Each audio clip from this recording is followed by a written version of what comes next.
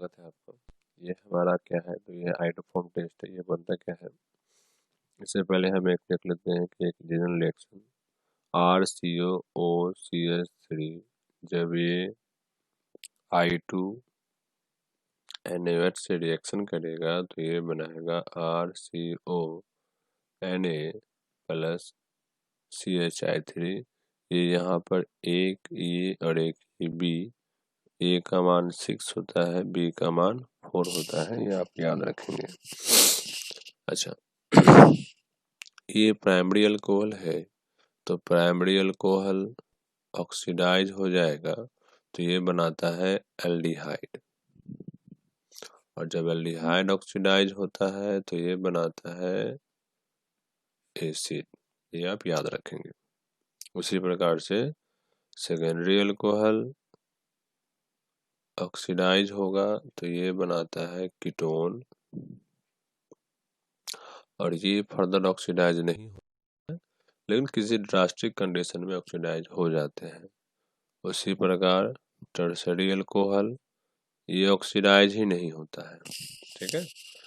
तो ये primary alcohol है, ये यहाँ पर I2NaOH जो है ये आपस में मिलेगा तो एक इसके जगह हम NaOI भी लिख सकते हैं। ये एक्ट एज मतलब ये रिड्यूसिंग एजेंट की माफ कीजिएगा, ये ऑक्सीडाइजिंग एजेंट की तरह भी काम करता है। तो ये पहले प्राइमरी अल्कोहल है तो यहाँ से मिलेगा CH3COH। आगे जब इसका रिएक्शन होगा NaOI के साथ तो यहाँ से होता क्या है सोच समझिए, इसको याद रखिएगा। यहाँ समझिए, यहाँ से CH3 निकला, क्या बना लिया CHI3, तो ये COCH3 में से CH3 का निकलना है, मतलब यहाँ से एक्सट्रैक्ट होता है CH3, ठीक है। तो ये यहाँ से CHI3 निकलेगा और ये जो कार्बन है ये ऑक्सीडाइज हो जाएगा।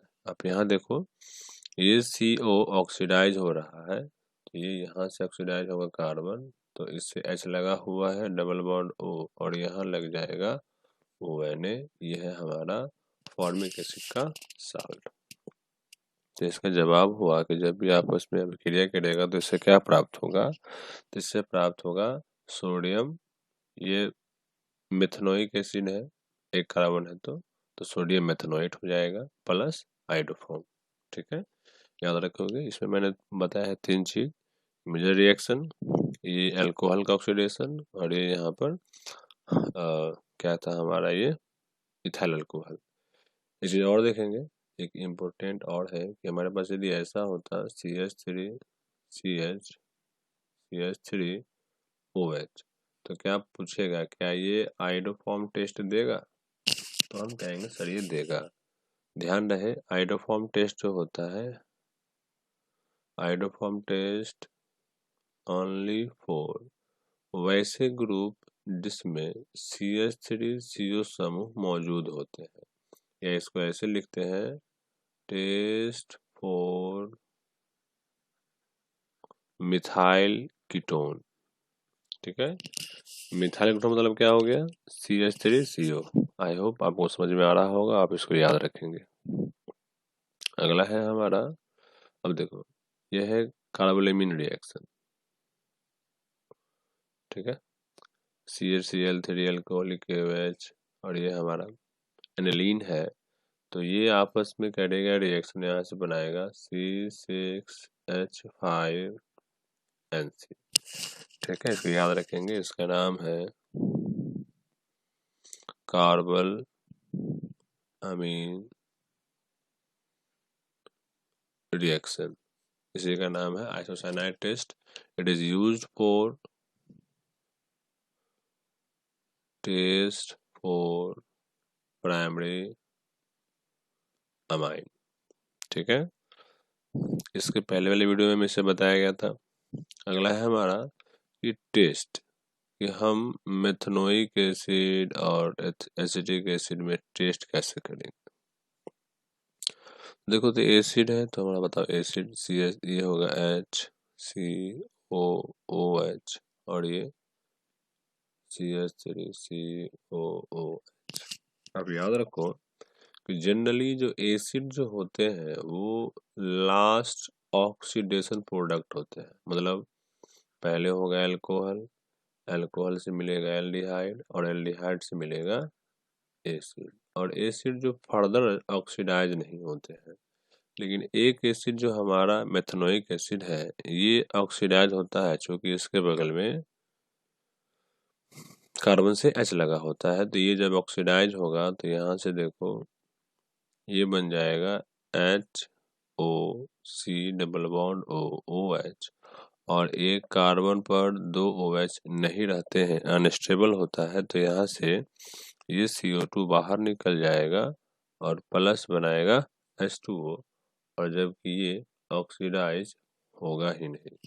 तो इस प्रकार हम कह सकते हैं कि एसिटिक एसिड और मेथनोइक एसिड में इस प्रकार का टेस्ट है।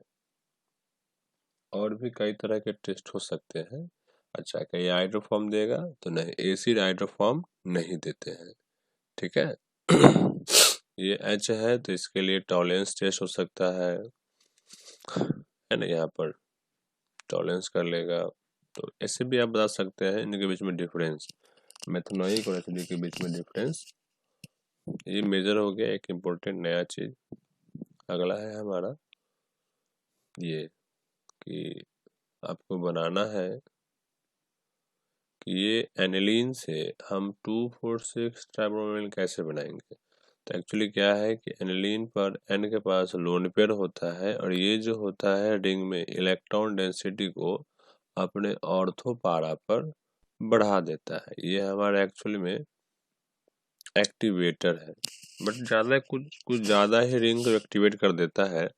इसलिए यहाँ पर यदि हम लेंगे Br2H2O तो हमको यहाँ से ऐसा प्रोडक्ट प्राप्त होगा। यदि हम चाहते हैं कि हमको यहाँ से मोनो हैलो प्रोडक्ट प्राप्त हो, मतलब हमको ऐसा प्रोडक्ट प्राप्त हो, जैसे ऐसा मैं बनाता हूँ बेंजीन रिंग, यहाँ से NH2 और एक ब्रोमीन, तो हम ये Br2H2O का संग न लेकर हम यहाँ लेते हैं 2 में, ठीक है। ये पोलर सॉल्वेंट होने के कारण हमारा ब्रोमिनेशन जो होता है ये मल्टी ब्रोमिनेशन होता है।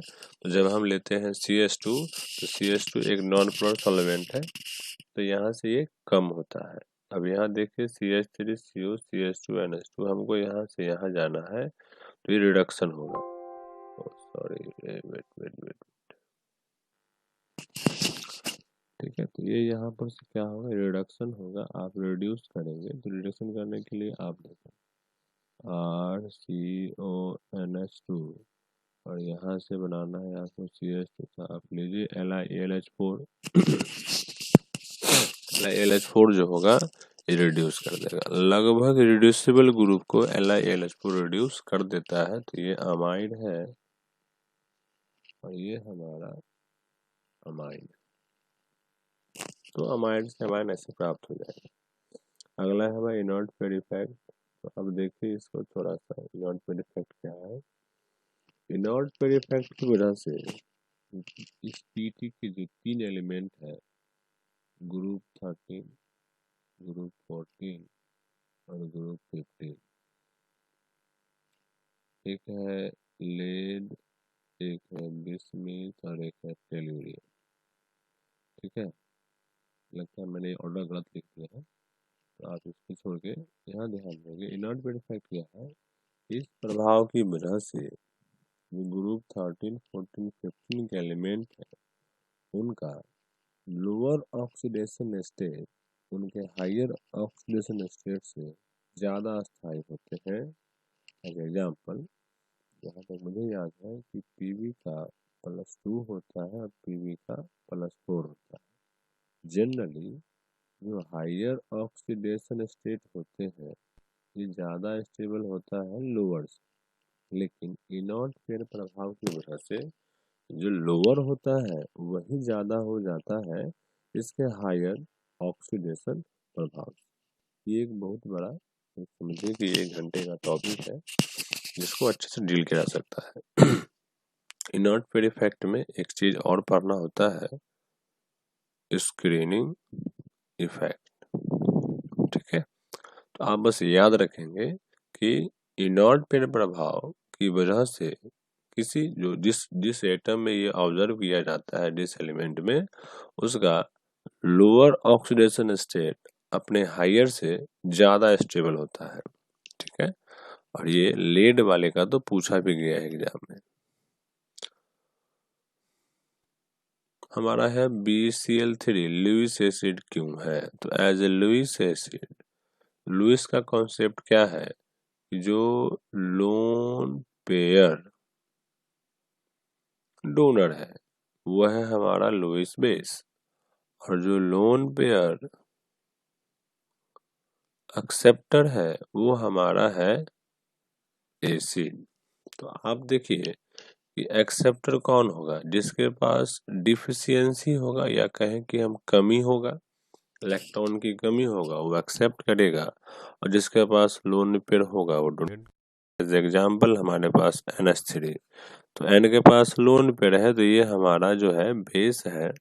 और देखिए BCl3, तो B के बाहर में 3 क्लोरीन बॉन्ड बना हुआ है, तो हर किसी एटम के बाहर में 8 होना चाहिए, तो यहाँ 2 4 6 ही है, तो ये कम है। तो चूंकि इसके बाहर में इलेक्ट्रॉन डेंसिटी, या ऐसे कहें कि इलेक्ट्रॉन कम है, so it will accept electron, इसलिए BCl3 जो है हमारा लुईस एसिड होगा। आपसे ये आगे जाके ये पूछ सकता है कि BF3 BCl3 इन दोनों में ज्यादा एसिडिक कौन है? तो यहाँ पर एक अलग कॉन्सेप्ट आता है बैक बॉन्डिंग का। ठीक है, वैसे एलिमेंट जहां पर इलेक्ट्रॉन की डिफिशियंसी होती है, जनरली बोरॉन ट्राइफ्लोराइड में, ट्राइहैलाइड में ऑब्जर्व किया जाता है, जहां बोरॉन के पास इलेक्ट्रॉन कम है, लेकिन जो बोरॉन से ग्रुप लगे हुए हैं इसके बाहर इलेक्ट्रॉन क्या है, इसके पास है कि नहीं लोन पेयर? तो लोन पेयर है, तो ये जो डिफिशियंसी होती है वो कम जाती है, क्योंकि ये जो है अपना लोन पेयर इससे ओवरलैप कर लेता है। तो इस तरह के बॉन्डिंग को हम बोलते हैं बैक बॉन्डिंग। तो बैक बॉन्डिंग की वजह से इसका जो कमी है वो घट जाता है। ये भी एक अलग टॉपिक है, डिस्कस का टॉपिक है। बस बस मेरा सवाल था, मैंने जवाब दे दिया उसका। अगला है कि रूम टेम्परेचर पर H2S गैस जबकि H2O लिक्विड, तो इसका एक ही जवाब है, ड्यू टू H बॉन्डिंग। ठीक है, H2O में H बॉन्डिंग होता है जबकि इसमें H बॉन्डिंग नहीं होता है। तो H बॉन्डिंग होने की वजह से इसका H बॉन्डिंग होने की वजह से इसमें अट्रैक्शन बढ़ जाता है। अट्रैक्शन बढ़ने की वजह से आपको पता है कि गैस गैस क्यों है और लिक्विड लिक्विड क्यों है। लिक्विड लिक्विड में डिस्टेंस ज़्यादा, अट्रैक्शन कम, तो वो उसका स्टेट चेंज हो गया, और अट्रैक्शन बढ़ेगा तो उसका स्टेट क्या बन जाएगा, वो लिक्विड। आपका एक लाइन में आंसर होगा ये वाला। अब है कि H3PO3 रिड्यूसिंग एजेंट की तरह काम करता है जबकि H3PO4 ऐसा नहीं करता है। तो आपको ये पता होना चाहिए कि यदि कोई कंपाउंड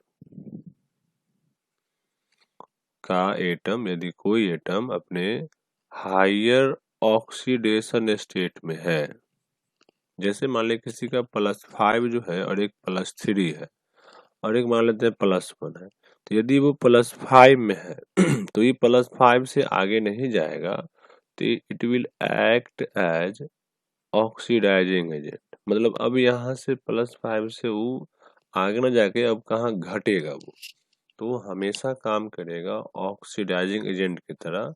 और यदि ये +1 इसका लोअर है तो ये अब घटेगा नहीं, सॉरी अब ये घटेगा नहीं, अब ये बढ़ेगा। तो जो हायर है वो काम करता है ऑक्सीडाइजिंग एजेंट, और जो सबसे लोअर है वो काम करता है रिड्यूसिंग एजेंट। और जो बीच में है, सो अब जो बीच में है वो बढ़ भी सकता है, वो घट भी सकता है। So it will act as both, it will act as reducing agent भी और ऑक्सीडाइज। तो हमारा यहाँ सवाल था कि H3PO3 रिड्यूसिंग एजेंट काम कर, जबकि H3PO4 ऐसा नहीं करता है, तो एक्चुअली ये दोनों काम करेगा, सिर्फ रिड्यूसिंग एजेंट नहीं, ये ऑक्सीडाइज भी हो जाएगा और रिड्यूसिंग एजेंट भी हो जाएगा। आपको ये ध्यान रखना है कि H3PO3 जब टूटता है तो बनाता है H3PO4 प्लस PH3। ये एक डिसप्रोपोर्शन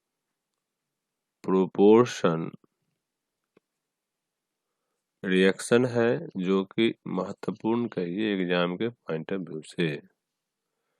और अगला है कि जब एथेनॉल से PCl5 रिएक्शन करता है तो देखो भाई इसका एक जनरल रिएक्शन है, ये ROH हो PX3 या PX5 तो इससे बनेगा हमारा RCl, या ऐसा कहो RX बनेगा। ठीक है, ये X कभी फ्लोरीन नहीं होगा। अब बाकी आप समझ रहे हैं, इथेनॉल है तो यहाँ हो जाएगा CH3 CH2OH प्लस PCl5 तो यहाँ से बनेगा CH3 CH2Cl। एथेनॉल है तो फिर से वही चीज देखिए CH3 CH2OH, और इसको हम ऑक्सीडाइज कर रहे हैं सर, और ये स्ट्रॉन्ग होता है। तो स्ट्रॉन्ग ऑक्सीडाइजिंग एजेंट एल्डिहाइड पर नहीं रोकेगा, इसको सीधा बना देगा क्या, एसिड। ठीक है, आई होप आपको ये याद रहेगा। अगला है कि ज्यूटर आयन क्या है। ज्यूटर आयन याद रखेंगे, एक इसका एग्जांपल देखें। एक ही कंपाउंड में जब प्लस माइनस दोनों मौजूद हो, यहाँ देखिए ये हमारा बेस, ये हमारा एसिड, तो ये जो होता है आपस में H प्लस का एक्सचेंज कर लेता है और ये बन जाता है, ये ले लिया H तो ये NH3 और ये यहाँ से बन गया SO3 माइनस। तो इसी फॉर्म को बोलते हैं ज्यूटर आयन, जिसमें दोनों चीज मौजूद हो, एक एसिड वाला पार्ट भी और एक बेस वाला पार्ट भी। तो उसको जब हम फॉर्म बनाते हैं, जब वो H प्लस का एक्सचेंज कर लेता है तो वही हमारा होता है ज्यूटर आयन। तो सवाल हमसे पूछता है कि इसमें कौन ज्यूटर आयन है, तो यहाँ तो ऐसा नहीं है, यहाँ सिर्फ एसिड है, यहाँ सिर्फ बेस है, और यहाँ एसिड भी है और यहाँ बेस भी है। तो हमारा ऑप्शन क्या हो जाएगा, डी नंबर। अगला है कि इसमें से कौन डिहाइड्रेशन के बाद 2-ब्यूटीन देगा। तो पहली बात समझिए कि डिहाइड्रेशन करना है, हमारे पास अल्कोहल है तो हम लेते हैं H प्लस और साथ में हीट। ठीक है, तो 2-ब्यूटीन कैसा होता है, यही हुआ 2-ब्यूटीन। तो यहाँ पर जब तक इसको हम देखें मेन प्रोडक्ट इसका, तो ये क्या होगा, ऐसा होगा 2 अल्कोहल, या ऐसा कहें यहाँ से एक H हटेगा और यहाँ से OH हटेगा और बीच में क्या बन जाएगा, डबल बॉन्ड। तो ऐसा स्ट्रक्चर, इसका नाम हो जाएगा 2-ब्यूटेनॉल। तो कहाँ है, इधर है, ब्यूटेन 2ऑल। भाई सीधी सी बात है, हम जो बनाना था प्रोडक्ट, हम उसका पीछे वाला देख लिए, वहां से मेरा नाम लिखा गया, मेरा ये आंसर हो जाएगा। अगला है कौन अल्डोल में भाग लेता है। तो अल्डोल में कौन भाग लेता है, जिसमें अल्फा H होता है। ठीक है, अल्फा H होगा वही अल्डोल में भाग लेगा। तो यहाँ पर अल्फा H क्या होगा, तो जो C मतलब ये अल्डिहाइड और कीटोन के लिए होता है अल्डोल, जिसमें अल्फा H नहीं होगा वो भाग भी नहीं लेगा। तो यहाँ पर देखो अल्फा है और यहाँ पर भी अल्फा है, तो ये दोनों का दोनों जो होगा हमारा अल्डोल में भाग लेगा। ये अल्डोल में भाग नहीं लेता है, एरोमेटिक एल्डिहाइड भी इसमें भाग नहीं लेगा। ठीक है, बाकी अगली वीडियो में, तब तक के लिए